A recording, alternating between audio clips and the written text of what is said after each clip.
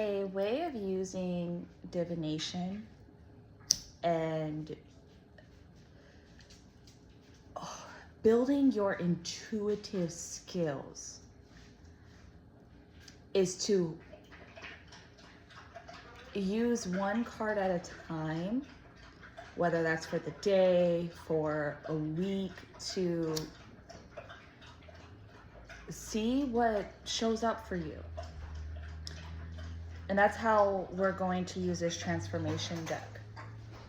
Whenever I get a new deck, I actually have not done it with this one yet, so I'm excited. There are cards I have not pulled at all yet from here.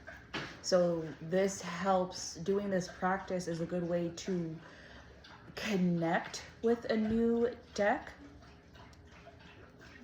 And when I do like my own readings and I use these tools, it's for soul growth and a tool to look within yourself, to commune with God, with your higher self. It's how I also started to become aware of my own medium practice with this specific author. So Osho is like a contemporary. I know the information's on here. He has passed now. This person is no longer alive. But they're a Zen master.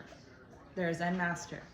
And this is a very special deck to me. My very first time getting a reading done was by this author, The Zen Game Life of Transcendental Tarot. This was before that deck. This is a rare, it's no longer in print, so it's rare. It's a little pretty gift to me, to myself, for my birthday. I was super excited. There's not many, it was a little expensive, but I really love it already. Because when I was learning the cards and what I would experience with this author and their deck is like I would hear their energy imprinted on here. So like, it's like their voice, their personality would come out. So that's also something to share. So what I'm going to do, because this deck specifically, it's a collection of parables and short stories to evoke transformation within self. So this is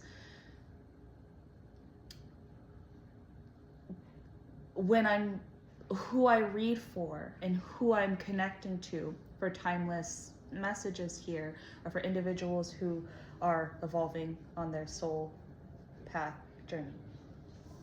So we'll take one card a day. I'll read the story.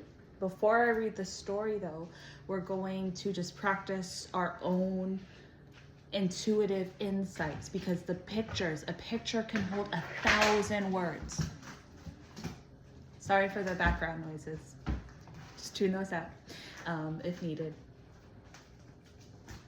So yeah, I'm gonna just jump in. So there are 70 cards in this deck, and again, I want to read this author's introduction. There are 60 cards in this deck.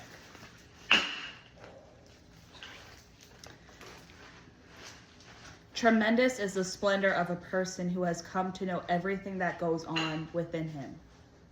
Because by being aware, all that is false disappears.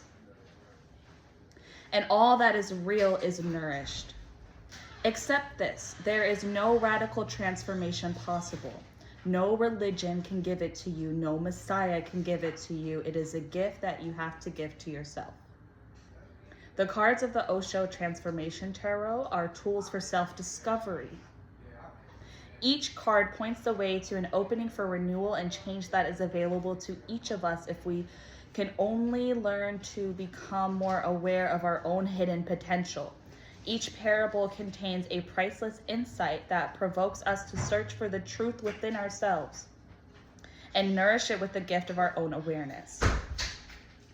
The source of these cards and their accompanying text lies in the external thread that unites all of the world's great wisdom traditions. Stories from the ecstatic path of the Sufis are matched by the earthly parables of Zen. The passion and love of Jesus is complemented by the purity and wisdom of the Buddha. And because the profound truths of these great traditions are contained in simple stories and parables, they go deep into our hearts. We can remember them easily and see them reflected in the events of our everyday lives. As we come to know and understand the characters in each story, we can see their sorrows and their joys as mirrors of our own. Slowly, we begin to unravel all the inner shoulds and shouldn'ts that have governed us up to now. And once we have freed ourselves of this burden, we discover the open inner space that is the soil where real transformation takes root and grows. The Osho Transformation Tarot can be used in a number of ways. You can choose one card and read the theme for contemplation during the day, or arrange several cards in simple layouts suggested by the book to gain insight. Change should come from the innermost core. It should not come from the periphery. And all turmoil is on the periphery. Deep down, there is no turmoil. You, just like the sea, go and watch the sea. All the turmoil, all the waves clashing, it's just on the surface. But as you go deep, the deeper you go, there is more and more calm. All the deepest parts of the sea, there is no turmoil, not a single wave. First, go deeper into your inner sea so you can achieve a calm crystallization. So you achieve the point where no disturbance ever reaches. Stand there. From there, every change comes, every transformation comes. Once you are there, you become a master of yourself. I'm just going to leave it there. I don't want to sit here and read everything in that introduction for time's sake. But I did want to give a little bit of pre-introduction. Let's see what the collective in this moment right now needs to know. What do we as the collective need to know at this point of our journey in our lives to start catapulting us in the direction of our own inner transformation? The card that came out was 17. 1-7. This reduces to an 8. A cup of tea. What do we see here? I see a man looking at it. He's so engrossed in the present moment of the act that he is doing. Curious of the story, right? But what's pointing out to me is the roses stand out, all this red, these red, rooted, grounded energies of, I already feel spirit saying how profound something can happen of being rooted and grounded in the moment of like the senses being invoked by just like a cup of tea. The way the smells hit you. The warmth you already start to feel just coming off of the cup. I'm sure once you start to taste it too, the way that these senses are enlivened. So there's just a little something there. Oh, just a little something there. Let's read the story.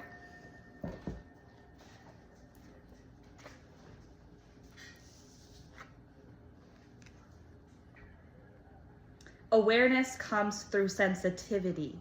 You have to be more sensitive whatsoever you do, so that even a trivial thing like tea, can you find anything more trivial than tea? Can you find anything more ordinary than tea? No, you cannot. And Zen monks and masters have raised this most ordinary thing into the most extraordinary. They have bridged this and that, as if tea and God have become one.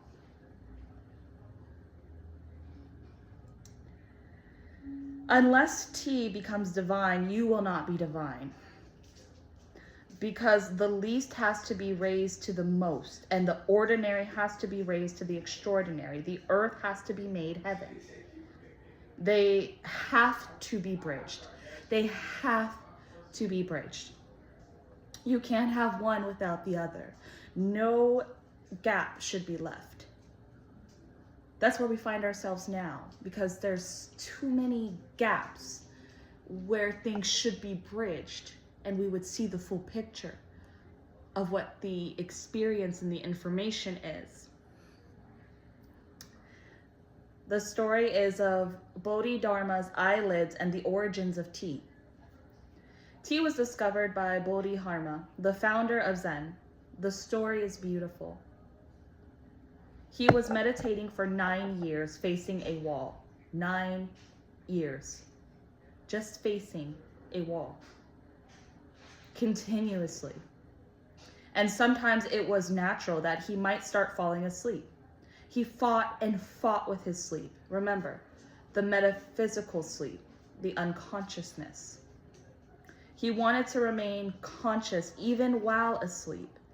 He wanted to make a continuity of consciousness. The light should go on burning day and night. For 24 hours. That's what dharana is, what meditation is, awareness. Being consciously aware. Being aware. Awake, engaged. Not sleepwalking, not unconsciously acting out. Fully conscious of what one is doing. Inserted there into the story. Just channeling what comes through as it comes. One night, he felt that it was impossible to keep awake. He was falling asleep. He cut his eyelids off and threw them. Now there was no way for him to close his eyes. The story is beautiful. To get to the inner eyes, these outer eyes will have to be thrown. That much price has to be paid. And what happened? After a few days, he found that those eyelids that were thrown to the ground had started growing into a small sprout. That sprout became tea. That's why when you drink tea, something of Bodhidharma enters you and you cannot fall asleep. Bodhidharma was meditating on the mountain called Ta. That's why it's called tea. It comes from that mountain where Bodhidharma meditated for 9 years. This is the parable. When the Zen master says, have a cup of tea, he's saying, taste a little Bodhidharma. Don't bother about the questions, whether God exists or not, who created the world, where is heaven and where is hell, what is the theory of karma and rebirth. Have a cup of tea. He's saying, better become more aware. Don't go into all the nonsense. That is not going to help you at all. Beautiful. I love that. And this is, again, an invitation off of this. So, while you have your day, let this start to be a building, whether it's a cup of tea or just be mindful when you're in consumption. So I'm gonna sit here. No, I like tea or coffee, right? If you're a coffee drinker, I really love this with coffee too. Just the ritual of making it. So I'm getting my tea bag out. I'm prepping the cup with water and honey. I'm warming it up. Each step, I'm very aware of what I'm feeling, what I'm thinking, what I'm hearing, what I'm doing. I'm letting the moment fully encompass me and try to engage every one of your senses. Can you hear the bubbling of the tea brewing? Can you feel how the cup feels in your hand? Like invoking each of those senses help you to become more and more aware. So thank you. Let's have a cup of tea, be more aware, and I'll see you next time.